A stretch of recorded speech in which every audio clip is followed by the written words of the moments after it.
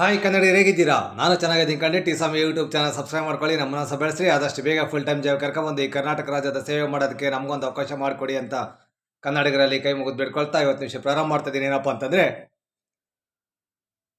ರಾಜಕೀಯದ ಬಗ್ಗೆ ಮಾತಾಡ್ತಾ ಇದ್ದೀನಿ. ಇವತ್ತು ಸಿದ್ದರಾಮಯ್ಯನವರು ಅಧಿಕೃತವಾಗಿ ಮುಖ್ಯಮಂತ್ರಿ ಸ್ಥಾನಕ್ಕೆ ರಾಜೀನಾಮೆಯನ್ನು ಕೊಟ್ಟಿದ್ದಾರೆ. ಎಲ್ಲರೂ ಅಧಿಕಾರಕ್ಕೋಸ್ಕರ ಸಾಯೋ ಟೈಮಲ್ಲಿ ಅಧಿಕಾರ ಅಂತ ಬರ್ಕೊಳ್ಳೋ ಸಮಯದಲ್ಲಿ ಅಧಿಕಾರವನ್ನು ತ್ಯಾಗ ಮಾಡಿರ್ತಕ್ಕಂಥ ಸಿದ್ದರಾಮಯ್ಯನವರ ತ್ಯಾಗ ಇದೆಯಲ್ಲ, ಇದು ದೊಡ್ಡದು. ನುಡಿದಂತೆ ನಡೆದು ಕರ್ನಾಟಕದ ರಾಜಕೀಯ ವಲಯದಲ್ಲಿ ಮಹಾನ್ ವ್ಯಕ್ತಿಯಾಗಿ ಕಂಡಿದ್ದಾರೆ. ಯಾಕಂತಂದರೆ ಇವತ್ತು ರಾಜಕಾರಣಿಗಳನ್ನು ಭಾಳ ಕೀಳಾಗಿ ಪಬ್ಲಿಕ್ಸ್ ಮಾತಾಡ್ತಾರೆ. ಕಳ್ಳನ ಮಕ್ಕಳು, ಅಧಿಕಾರಕ್ಕೋಸ್ಕರ ಸಾಯ್ತಾರೆ, ಆಸ್ತಿ ಅಂತ ಸಾಯ್ತಾರೆ, ಅಧಿಕಾರಕ್ಕೆ ಬರೋದೇ ಆಸ್ತಿ ಮಾಡೋಕ್ಕೋಸ್ಕರ, ಕುಟುಂಬ ರಾಜಕಾರಣ ಮಾಡೋಕ್ಕೋಸ್ಕರ. ಇವರೆಂಥ ನೀಚಗೆಟ್ಟವರು, ಮಾನಗೆಟ್ಟವರು, ಲಜ್ಜೆಗೆಟ್ಟವರು ಅಂತ ಪಬ್ಲಿಕ್ಸು ರಾಜಕಾರಣಿಗಳ ಬಗ್ಗೆ ಮಾತನಾಡ್ತಾರೆ.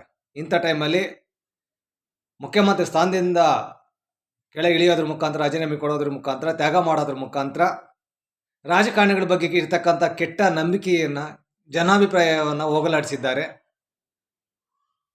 ಇಂಥ ರಾಜಕಾರಣಿಗಳು ಕರ್ನಾಟಕದಲ್ಲಿ ತುಂಬ ಕಮ್ಮಿ. ಸರ್ಕಾರ ಕೆಡವೋದು, ಅಧಿಕಾರಕ್ಕೆ ಬರೋದು, ಅವನು ತುಳಿಯೋದು, ಇವನು ತುಳಿಯೋದು, ಅವನು ಸಾಯಿಸೋದು, ಈ ರಾಜಕಾರಣಿಗಳು ಜಾಸ್ತಿ. ಇಂಥ ಸಮಯದಲ್ಲಿ ರಾಜಕಾರಣಿಗಳ ಬಗ್ಗೆ ಕೆಟ್ಟ ಅಭಿಪ್ರಾಯ ಇತ್ತು. ಇವತ್ತು ಇಂಥ ದೊಡ್ಡ ರಾಜಕೀಯ ಬೆಳವಣಿಗೆ ನಡೆದಿರೋದು ಕರ್ನಾಟಕದಲ್ಲಿ ಇದೇ ಮೊದಲು. ಸಂತೋಷವಾಗಿ ಇಷ್ಟಪಟ್ಟು ಹೈಕಮಾಂಡ್ ಕೊಟ್ಟ ಮಾತಿನಂತೆ ಅವರು ರಾಜೀನಾಮೆ ಕೊಡೋದ್ರ ಮುಖಾಂತರ ನುಡಿದಂತೆ ನಡೆದಿದ್ದಾರೆ. ಇದು ಭಾಳ ಚರ್ಚೆಗೆ ಗ್ರಾಸವಾಗಿದೆ. ಇಂಥ ರಾಜಕಾರಣಿಗಳು ಕರ್ನಾಟಕ ಬೇಕು. ಅಧಿಕಾರ.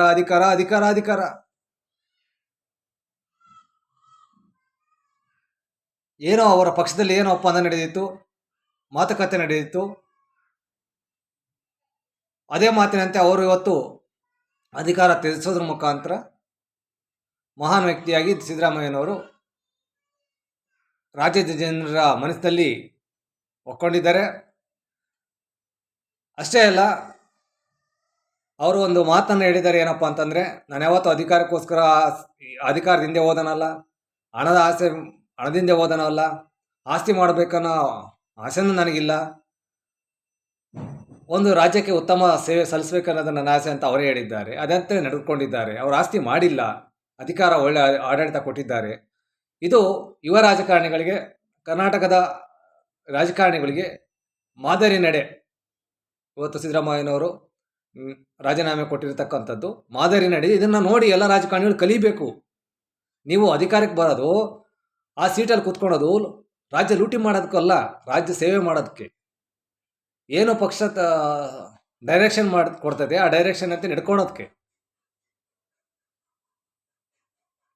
ಇವತ್ತೇನೋ ಕೆಟ್ಟ ಅಭಿಪ್ರಾಯ ರಾಜಕಾರಣಿಗಳ ಬಗ್ಗೆ ಪಬ್ಲಿಕ್ಸಲ್ಲಿ ಇದೆ. ಅದನ್ನು ಹೋಗಲಾಡಿಸ್ಬೇಕಂದ್ರೆ ಈ ಥರ ತ್ಯಾಗ ನಡೀಬೇಕಾಗುತ್ತೆ. ಮುಖ್ಯಮಂತ್ರಿ ಆಗಿಬಿಟ್ರೆ ಆಸ್ತಿ ಮಾಡ್ಬೋದು, ಚೆನ್ನಾಗೆ ಲೂಟಿ ಮಾಡ್ಬೋದು. ಆ ಒಂದು ದೃಷ್ಟಿಕೋನ ಇಟ್ಕೊಂಡೇ ಮುಖ್ಯಮಂತ್ರಿ ಆಗೋರು ಇವತ್ತಿನ ಕಾಲದಲ್ಲಿ ಭಾಳ ಜನ ಅವರೇ ಆಗಿಬಿಟ್ಟಿದ್ದಾರೆ. ದುರುದ್ದೇಶ ಇಟ್ಕೊಂಡು ಮುಖ್ಯಮಂತ್ರಿ ಸ್ಥಾನಕ್ಕೆ ಅಧಿಕಾರಕ್ಕೆ ಬರೋರು. ಇಂಥ ಸಮಯದಲ್ಲಿ ಅಧಿಕಾರನೇ ತ್ಯಾಗ ಮಾಡಿರ್ತಕ್ಕಂಥದ್ದು ದೊಡ್ಡ ಮನಸ್ಸಿನ ದೊಡ್ಡ ವ್ಯಕ್ತಿಯ ನಿರ್ಧಾರ.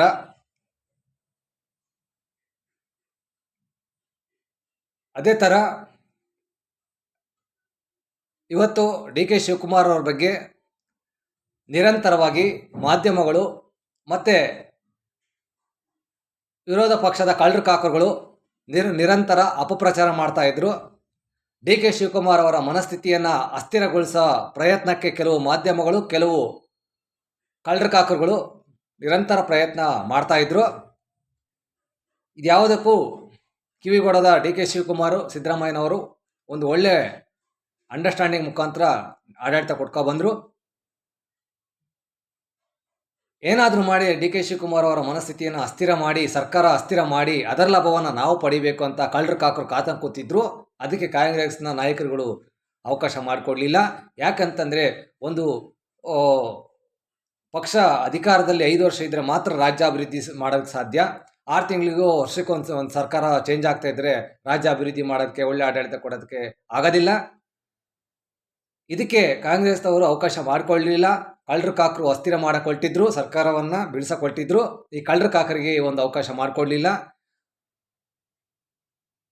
ಅದೇ ರೀತಿ ಡಿ ಕೆ ಶಿವಕುಮಾರ್ ಅವರು ಮನಸ್ಸನ್ನು ಅಸ್ಥಿರ ಮಾಡಿಕೊಳ್ಳದೆ ಸ್ಥಿರವಾಗಿ ಕಾಂಗ್ರೆಸ್ ಪಕ್ಷಕ್ಕೆ ಮನಸ್ಸನ್ನು ಇಟ್ಕೊಂಡು ತಾಳ್ಮೆಯಿಂದ ಇದ್ದದಕ್ಕೆ ಇವತ್ತು ಪ್ರತಿಫಲ ಅವರಿಗೆ CM ಸೀಟ್ ಸಿಕ್ಕಿದೆ. ಅವರ ಡಿ ಕೆ ಶಿವಕುಮಾರ್ ಅವರನ್ನು ತೇಜೋವಧೆ ಮಾಡಲು ಕೆಲವು ಮಾಧ್ಯಮಗಳು, ಕೆಲವರು ವಿರೋಧ ಪಕ್ಷದ ಕಳ್ಳರು ಕಾಕರುಗಳು, ಅವ್ರನ್ನ ಕಳ್ಳರು ಕಾಕರು ಅಂತ ಕರಿಬೇಕಾಗುತ್ತೆ, ನಿರಂತರ ಅಪಪ್ರಚಾರ ಮಾಡ್ತಾ ಇದ್ರು. ಅವರು ಮಾಡಿರ್ತಕ್ಕಂಥ ಪರ್ಸನಲ್ ಆಸ್ತಿ ಬಗ್ಗೆ ತೆಗೆದುಕೊಂಡು ಮಾತಾಡ್ತಾ ಇದ್ರು. ಯಾರ ರಾಜಕೀಯ ಅವ್ರ ಪರ್ಸನಲ್ ಆಸ್ತಿ ಬಗ್ಗೆ ಮಾತಾಡ್ತಾ ಇದ್ರು. ಅವನು ರೌಡಿ ಶೀಟರು, ರೌಡಿ ಕತ್ವಾಲ್ ರಾಮಚಂದ್ರ ಶಿಷ್ಯ, ಅದೆಲ್ಲ ಮಾತಾಡ್ತಾ ಇದ್ರು. ಅವರನ್ನು ತೇಜೋವಧೆ ಮಾಡೋಕ್ಕೆ, ಕೆಟ್ಟ ಹೆಸರು ತರಕ್ಕೆ ನಿರಂತರ ಪ್ರಯತ್ನ ಮಾಡ್ತಾ ಇದ್ರು. ಅದು ಯಾವುದಕ್ಕೂ ಬಗ್ಗದ ಡಿ ಕೆ ಶಿವಕುಮಾರ್ ಅವರು ಸತತವಾಗಿ 40-50 ವರ್ಷದಿಂದ ಕಾಂಗ್ರೆಸ್ನಲ್ಲಿ ಇದ್ಕೊಂಡು ತಾಯಿ ನಿಷ್ಠೆ, ಪಕ್ಷನಿಷ್ಠೆ, ಧರ್ಮನಿಷ್ಠೆ ಏನಂತ ತೋರಿಸಿದ್ದಾರೆ. ಆ ಥರ ಡಿ ಕೆ ಶಿವಕುಮಾರ್ ಅವರಿಗೆ ನಾನು ಹೇಳ್ತೇನೆ, ಅವರೊಬ್ಬ ಒಳ್ಳೆ ರಾಜಕಾರಣಿ. ಅವ್ರ ಬಗ್ಗೆ ನಿರಂತರವಾಗಿ ಆ ಪರ್ಸನಲ್ ಆಸ್ತಿ ಇಟ್ಕೊಂಡು ನಿರಂತರವಾಗಿ ಅಪಪ್ರಚಾರ ಮಾಡ್ತಾ ಬಂದರು. ನಾವೇನು ದಡ್ರ ಅಲ್ಲ. ಅಧಿಕಾರಕ್ಕೋಸ್ಕರ ಯಾವತ್ತನ ಆಸೆ ಪಟ್ಟಿದ್ದರೆ ಡಿ ಕೆ ಶಿವಕುಮಾರ್ ಅವರು ಬೇರೆ ಪಕ್ಷಕ್ಕೆ ಹೋಗಿ CM ಆಗ್ಬೋದಾಗಿತ್ತು. ಯಾಕಲ್ಲೇ ಇದ್ರು? ಅದೇ ಹೇಳಿದ್ನಲ್ಲ, ಪಕ್ಷನಿಷ್ಠೆ. ಅದನ್ನೇ ಇವತ್ತು ಎಷ್ಟು ರಾಜಕಾರಣಿಗಳಲ್ಲಿ ಪಕ್ಷನಿಷ್ಠೆ ಇದೆ. ಯಡಿಯೂರಪ್ಪ ನೋಡಿದ್ರಲ್ಲ, ಓಡೋದ, KJD ಕಡ್ದ, ಅಲ್ಲ KJ ಕಡ್ದ. ಆ ಪಕ್ಷ ಒಂದು ಪಕ್ಷ ಕಡ್ದ, ಆ ಪಕ್ಷನ ನಡೆಸೋಕ್ಕಾಗದೆ ಓಡಿ ಬಂದ BJPಗೆ ಯಡಿಯೂರಪ್ಪ. ಪಕ್ಷಾಂತರ ಕೆಲಸ ಮಾಡ್ದ, ಎಲ್ಲರೂ ಪಕ್ಷಾಂತರ ಮಾಡಿದರು. ಆದರೆ ಡಿ ಕೆ ಶಿವಕುಮಾರ್ ಅಧಿಕಾರಕ್ಕೋಸ್ಕರ ಪಕ್ಷಾಂತರ ಮಾಡೋಕ್ಕೆ ಹೋಗಲಿಲ್ಲ. ಅಲ್ಲೇ ಇದ್ದಾರೆ. ನಾವು ಬುದ್ಧಿ ಬಂದಾಗ ನೋಡ್ತಾ ಇದ್ವಿ, ಕಾಂಗ್ರೆಸ್ನಲ್ಲಿ ಇದ್ದಾರೆ. ಇಂಥ ನಿಷ್ಠಾವಂತ ಕಾರ್ಯಕರ್ತ, ನಿಷ್ಠಾವಂತ ನಾಯಕ. ಕಾಂಗ್ರೆಸ್ನ ಸಂಘಟನೆ ಮಾಡೋದ್ರಲ್ಲಿ ಡಿ ಕೆ ಶಿವಕುಮಾರ್ ಅವರ ಪಾತ್ರ ಭಾಳ ಮುಖ್ಯ ಇದೆ. ಅವ್ರು ಮುಖ್ಯಮಂತ್ರಿ ಆಗೋದ್ರಲ್ಲಿ ತಪ್ಪೇನಿಲ್ಲ. ಮೂಲ ಕಾಂಗ್ರೆಸ್ಸಿಗ ದುಡಿದಿದ್ದಾನೆ, ಯೋಗ್ಯತೆ, ಅರ್ಹತೆ ಎಲ್ಲನೂ ಇದೆ. ಇಂಥವರು ಅವ್ರಿಗೂ ಕನಸಿದೆ, ರಾಜ್ಯಕ್ಕೆ ಏನಾದ್ರು ಒಂದು ಒಳ್ಳೆ ಆಡಳಿತ ಕೊಡಬೇಕು, ರಾಜ್ಯಾಭಿವೃದ್ಧಿ ಮಾಡಬೇಕು ಅಂತ ಅವ್ರಿಗೊಂದು ಆಸೆ ಇದೆ. ಈಗಲೂ ಇವಾಗ ಡಿ ಕೆ ಶಿವಕುಮಾರ್ ಬಗ್ಗೆ ಅಪಪ್ರಚಾರ ಮಾಡ್ತಾ ಇದ್ದಾರೆ, ಕೆಟ್ಟದಾಗ ಮಾತಾಡ್ತಾರೆ. ಅಧಿಕಾರ ದುರುಪಯೋಗ ಮಾಡ್ಕೊಳ್ತಾನೆ, ಪರ್ಸನಲ್ ಆಸ್ತಿ ಮಾಡ್ತಾನೆ ಅಂತ. ಇದು ಯಾವುದಕ್ಕೂ ಡಿ ಕೆ ಶಿವಕುಮಾರ್ ಅವರು ತಲೆ ಕೆಡಿಸ್ಕೊಳೋದಿಲ್ಲ. ಅವರೆಲ್ಲ ಬಾಯಿ ಮುಚ್ಚುವಂಥ ಒಳ್ಳೆ ಆಡಳಿತವನ್ನು ಕೊಡ್ತಾರೆ. ಅವರಿಗೂ ಕನಸಿದ್ದಾವೆ. ನಮ್ಮ ಕರ್ನಾಟಕ ರಾಜ್ಯಕ್ಕೆ ಒಂದು ಒಳ್ಳೆ ಆಡಳಿತ ಕೊಡಬೇಕಂತ ಕನಸು, ಆಸೆ ಎಲ್ಲ ಇದೆ. ಬೇಜಾನ್ ಆಸ್ತಿ ಮಾಡಿಟ್ಟಿದ್ದಾರೆ. ಅವರಿಗೆ ಆಸ್ತಿ ಮಾಡುವಂಥ ಅವಶ್ಯಕತೆ ಇಲ್ಲ. ನೀವು ಅಪಪ್ರಚಾರ ಮಾಡೋರಿಗೆ, ಅಪಕೀರ್ತಿ ತರೋರಿಗೆ, ಕಾಲೆಳೆಯೋರಿಗೆ ಆಹಾರ ಆಗಬಾರ್ದು ಅಂತ ಒಳ್ಳೆ ಆಡಳಿತ ಕೊಡಬೇಕು.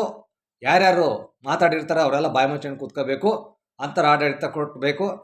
ಅದೇ ಥರ ಗುಂಪುಗಾರಿಕೆ ಆಗಿರಲಿ,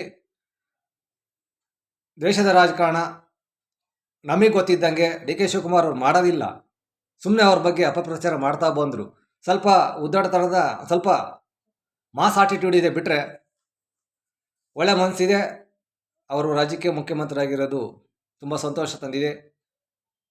ಭಾಳ ವರ್ಷದಿಂದ ಕಾಂಗ್ರೆಸ್ನಲ್ಲಿದ್ದು ದುಡಿದಿದ್ದಾರೆ. ವಿರೋಧಿಗಳೇ ಬಾಯಿ ಮುಚ್ಚಬೇಕಂದ್ರೆ, ಆಡ್ಕೊಳ್ಳೋರ ಬಾಯಿ ಮುಚ್ಚಬೇಕಂತಂದರೆ ಒಳ್ಳೆ ಆಡಳಿತ ಕೊಡಬೇಕು. ಅದೇ ಥರ ಸಿದ್ದರಾಮಯ್ಯನವರು ಮತ್ತು ಡಿ ಕೆ ಶಿವಕುಮಾರ್ ಅವರು ಅವ್ರ ಮಧ್ಯೆ ಇರ್ತಕ್ಕಂಥ ಅಂಡರ್ಸ್ಟ್ಯಾಂಡಿಂಗ್, ಹೊಂದಾಣಿಕೆ ಮನೋಭಾವ ಇವತ್ತೆಲ್ಲರಿಗೂ ಉರಿ ತಂದುಬಿಟ್ಟಿದೆ. ವಿರೋಧ ಪಕ್ಷದವ್ರಿಗೆ, ಅವರಿಗೆ ಸರ್ಕಾರ ಕೆಡವಿ ಅಸ್ಥಿರ ಮಾಡಿ ಅಭ್ಯಾಸ ಅವರಿಗೆಲ್ಲ. ಈ BJP ಅವ್ರಿಗೆ, ಬೇರೆ ಪಕ್ಷದವ್ರಿಗೆ ಅದೇ ಮೆಂಟಾಲಿಟಿ. ಅವರಿಗೆ ದುಡಿಬೇಕು, ಪಕ್ಷ ಸಂಘಟನೆ ಮಾಡಬೇಕು, ಪಕ್ಷನ ಅಧಿಕಾರಕ್ಕೆ ತರಬೇಕು ಅನ್ನೋದಿಲ್ಲ ಅವರಿಗೆ. ಆ ಕಾಂಗ್ರೆಸ್ ಸರ್ಕಾರ ಯಾವಾಗ ಬಿದ್ದೋಗುತ್ತೋ ಅಂತ ಕಾಯ್ತಾ ಇರ್ತಾರೆ. ಅದನ್ನು ಬಿದ್ದೋಗೋದನ್ನೇ ಕಾಯ್ತಾರೆ ಇವರು. ಅದಕ್ಕೆ ಇವರು ಯೋಗ್ಯವಂತರ, ಇವರು ಯೋಗ್ಯತೆ ಇಲ್ದಿ ಇರೋರು ಇವರು. ಅದೇ ಥರ ಇವತ್ತು ಕರ್ನಾಟಕದಲ್ಲಿ ಭಾಳ ಸಮಸ್ಯೆಗಳಿದ್ದಾವೆ. ಒಳ್ಳೆ ಆಡಳಿತ ಕೊಡ್ತಾ ಇದ್ದಾರೆ, ಅಭಿವೃದ್ಧಿ ಕಾರ್ಯಗಳು ನಡೀತಾ ಇದ್ದಾವೆ. ಇವಾಗ ಇದೇ ಆಡಳಿತ ಕಂಟಿನ್ಯೂ ಆಗಿ ಎಲ್ಲ ಅಭಿವೃದ್ಧಿ ಕಾರ್ಯಗಳನ್ನು ಮುಗಿಸ್ಬೇಕು. 5 ವರ್ಷ ಆಡಳಿತ ಕೊಡಬೇಕು. ಕರ್ನಾಟಕದಲ್ಲಿ ಸ್ಥಿರ ಸರ್ಕಾರ ಇರಬೇಕು. ಸ್ಥಿರ ಸರ್ಕಾರದಿಂದ ಮಾತ್ರ ರಾಜ್ಯಾಭಿವೃದ್ಧಿ ಆಗಕ್ಕೆ ಸಾಧ್ಯ. ಯಾವುದೇ ಸರ್ಕಾರ ಬಂದರೂ 5 ವರ್ಷ ಆಡಳಿತ ಕೊಡಬೇಕು. ಆವಾಗಲೇ ರಾಜ್ಯಾಭಿವೃದ್ಧಿ ಮಾಡೋಕ್ಕೆ ಸಾಧ್ಯ. 6 ತಿಂಗಳಿಗೊಂದು, ವರ್ಷಕ್ಕೊಂದು ಸರ್ಕಾರ ಚೇಂಜ್ ಆಗ್ತಾ ಇದ್ದರೆ, CMಗಳು ಚೇಂಜ್ ಆಗ್ತಿದ್ರೆ ಅದೆಂಗೆ ಆಡಳಿತ ಕೊಡೋಕ್ಕಾಗುತ್ತೆ? ಅಸ್ಥಿರ ರಾಜಕಾರಣದಿಂದಲೇ ಕರ್ನಾಟಕ ಅಭಿವೃದ್ಧಿಯಲ್ಲಿ ಹಿಂದುಳಿದಿದೆ.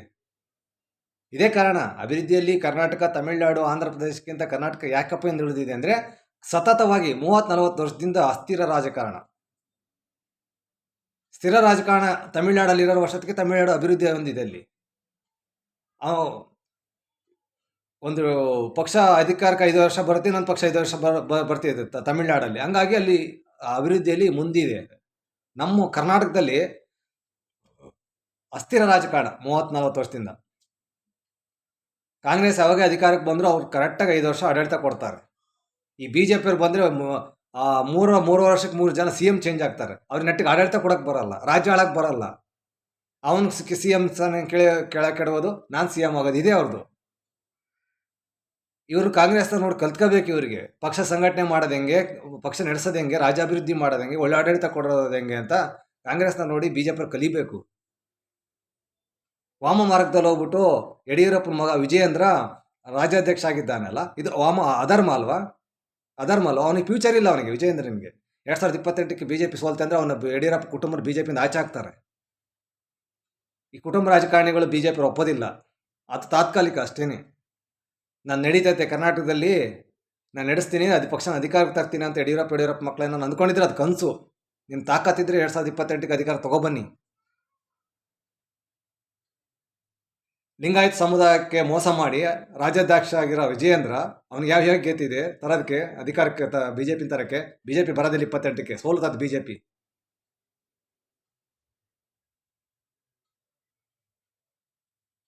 ಇವತ್ತು ಕಾಂಗ್ರೆಸ್ ಒಳ್ಳೆ ಆಡಳಿತ ಕೊಡ್ತಾ ಇದೆ, ಜನರ ನಂಬಿಕೆಯನ್ನು ಉಳಿಸ್ಕೊಂಡಿದೆ, ಎಲ್ಲರೂ ಒಗ್ಗಟ್ಟಾಗಿದ್ದಾರೆ, ಒಂದು ಒಳ್ಳೆ ರಾಜ್ಯಾಭಿವೃದ್ಧಿನೂ ಮಾಡ್ತಾ ಇದ್ದಾರೆ. ಇಂಥ ಸಂದರ್ಭದಲ್ಲಿ ಈ ಕುಟುಂಬ ರಾಜಕಾರಣಿಗಳು, ಅಧರ್ಮಿಗಳು, ಇವ್ರ ಕೈಲಿ ಏನಾಗುತ್ತೆ? ತಗೊಂಬರ್ಲಿ 28ಕ್ಕೆ ಆಗಲ್ಲ.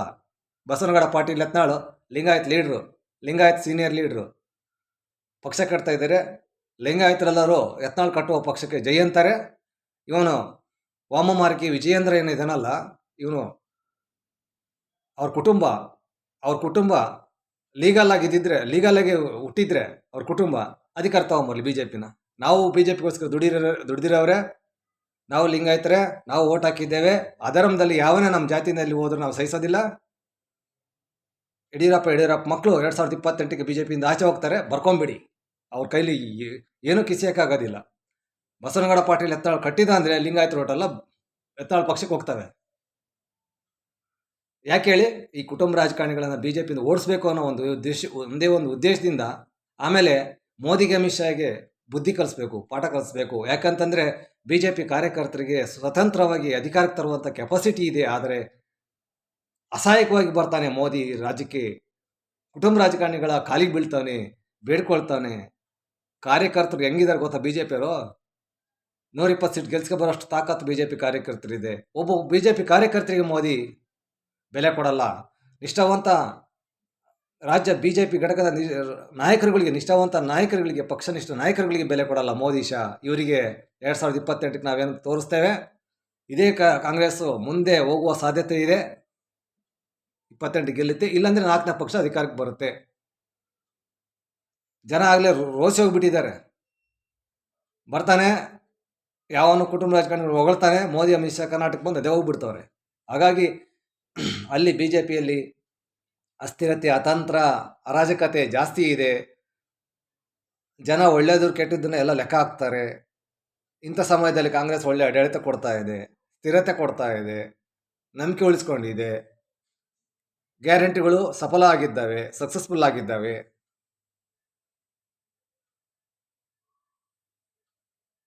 ಇದು ತುಂಬ ರಾಜ್ಯಕ್ಕೆ ಒಂದು ಒಳ್ಳೆ ನಡೆ. ಸಿದ್ದರಾಮಯ್ಯನವರು ತೆಗೆದುಕೊಂಡಿರ್ತಕ್ಕಂಥ ನಡೆ ಏನಿದೆಯಲ್ಲ, ಇದು ಒಳ್ಳೆಯದು. ಅಧಿಕಾರ ಅಂತ ಸಾಯ್ಬಾರ್ದು. ಸಾಕು, 2 ವರ್ಷ ನಾನು CM ಅದೇ ಬಿಟ್ಬಿಡೋಣ, ಬೇರೆಯವ್ರಿಗೂ ಅವಕಾಶ ಮಾಡಿಕೊಡೋಣ. ಭಾಳಷ್ಟು ನಾಯಕರುಗಳಿದ್ದಾರೆ ರಾಜ್ಯದಲ್ಲಿ, ಅವ್ರಿಗೂ ಸಿ ಎಂ ಆಗಬೇಕು, ರಾಜ್ಯ ಸೇವೆ ಮಾಡಬೇಕಂತ ಆಸೆ ಇರುತ್ತೆ. ನಾನೇ ಸಿ ಎಂ ಆಗಬೇಕು ಅನ್ನೋದಲ್ಲ. ನುಡಿದಂತೆ ನಡೆದಿದ್ದಾರೆ, ಹೈಕಮಾಂಡ್ ಮಾತಿಗೆ ಬದ್ಧವಾಗಿ ನಡೆದುಕೊಂಡಿದ್ದಾರೆ.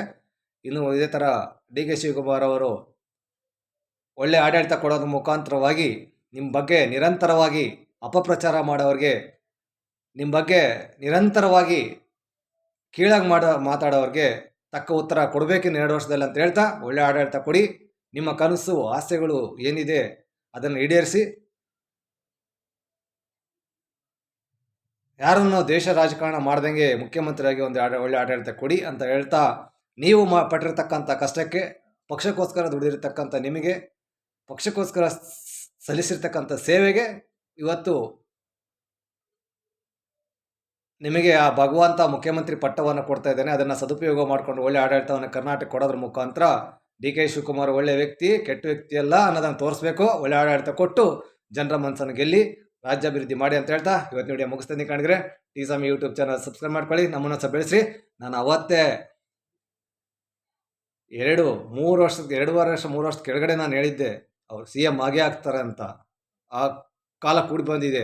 ಯಾಕೆ ಆಗ್ತಾರೆ ಅಂತಂದರೆ, ಅವ್ರ ಬಗ್ಗೆ ನಮ್ಗೆ ಯಾಕೆ ಅಭಿಮಾನ ಅಂತಂದರೆ, ಒಂದೇ ಪಕ್ಷದಲ್ಲಿ ದುಡ್ದಿದ್ದಾರೆ, ಅಲ್ಲೇ ಇದ್ದಾರೆ. ಕಾಂಗ್ರೆಸ್ಗೋಸ್ಕರ ಸಖತ್ ಕೆಲಸ ಮಾಡಿದ್ದಾರೆ, ಸಖತ್ ಕಷ್ಟಪಟ್ಟಿದ್ದಾರೆ, ಸೇವೆ ಸಲ್ಲಿಸಿದ್ದಾರೆ. ಅಂಥವ್ರು ಆಗಬೇಕಲ್ಲ, ಮೂಲ ಕಾಂಗ್ರೆಸ್ಸಿಗ ಅಂಥವ್ರು ಆಗಬೇಕಲ್ಲ. ಸಿದ್ದರಾಮಯ್ಯನವರು ಆಯ್ತು ಅಷ್ಟೇ, ಕಾಂಗ್ರೆಸ್ ಪಕ್ಷ ನನ್ನನ್ನು 2 ಸಾರಿ ಮುಖ್ಯಮಂತ್ರಿ ಮಾಡಿದೆ, ನನಗೆಲ್ಲ ಕೊಟ್ಟಿದೆ, ನಾನು ಸಂತೋಷದಿಂದ ಅಧಿಕಾರ ತ್ಯಾಗ ಮಾಡ್ತಿದ್ದೇನೆ ಅಂತ ಒಳ್ಳೆ ಮನಸ್ಸಿಂದ ಹೇಳಿದ್ದಾರೆ. ಅದು ಎಲ್ಲರಿಗೂ ಮಾದರಿ ವ್ಯಕ್ತಿಯಾಗಿ ಸಿದ್ದರಾಮಯ್ಯನವರ ಆದರ್ಶ ವ್ಯಕ್ತಿಯಾಗಿ ರಾಜೀನಾಮೆ ಕೊಟ್ಟಿರೋದು ಗ್ರೇಟು. ಈ ಥರ ತ್ಯಾಗ ಮೈಗಳು ಆಗಬೇಕಾಗುತ್ತೆ. ರಾಜಕಾರಣಿಗಳು ಅಂದರೆ ಬರೀ ಅಧಿಕಾರಕ್ಕೆ ಬರೋದು, ಲೂಟಿ ಮಾಡೋದು, ಆಸ್ತಿ ಮಾಡೋದಲ್ಲ. ಅಧಿಕಾರಕ್ಕೆ ಬರೋದು ಯಾಕಪ್ಪ ಅಂತಂದರೆ, ರಾಜ್ಯಕ್ಕೆ ಒಳ್ಳೆ ಆಡಳಿತ ಕೊಡಬೇಕು, ಒಳ್ಳೆ ಮನುಷ್ಯ ಅನಿಸ್ಕೋಬೇಕು, ರಾಜ್ಯಾಭಿವೃದ್ಧಿ ಮಾಡಬೇಕು, ಏನು ಸಿಕ್ಕಿರ್ತಕ್ಕಂಥ ಅವಕಾಶದಲ್ಲಿ ರಾಜ್ಯವನ್ನು ಚೆನ್ನಾಗಿ ಮುನ್ನಡೆಸಬೇಕು, ಅಧರ್ಮ ರಾಜಕಾರಣ ತೆಗೆದುಹಾಕಬೇಕು, ಧರ್ಮ ರಾಜಕಾರಣ ತರಬೇಕು. ಇದನ್ನು ಸಿದ್ದರಾಮಯ್ಯನವರು ಮಾಡಿದ್ದಾರೆ. ಇವತ್ತು ಮಾದರಿ ವ್ಯಕ್ತಿಯಾಗಿದ್ದಾರೆ, ದೊಡ್ಡ ವ್ಯಕ್ತಿಯಾಗಿದ್ದಾರೆ, ಆದರ್ಶ ವ್ಯಕ್ತಿಯಾಗಿದ್ದಾರೆ, ಸಂತೋಷದಿಂದ ಅಧಿಕಾರವನ್ನು ಬಿಟ್ಟುಕೊಟ್ಟಿದ್ದಾರೆ. ಇದನ್ನು ನಾವು ನೋಡಿ ಎಲ್ಲ ರಾಜಕಾರಣಿಗಳು ಕಲಿಬೇಕು ಅಂತ ಹೇಳ್ತಾ ಇವತ್ತು ವಿಡಿಯೋ ಮುಗಿಸ್ತಾ ಇದ್ದೀನಿ. ನಮಸ್ಕಾರ.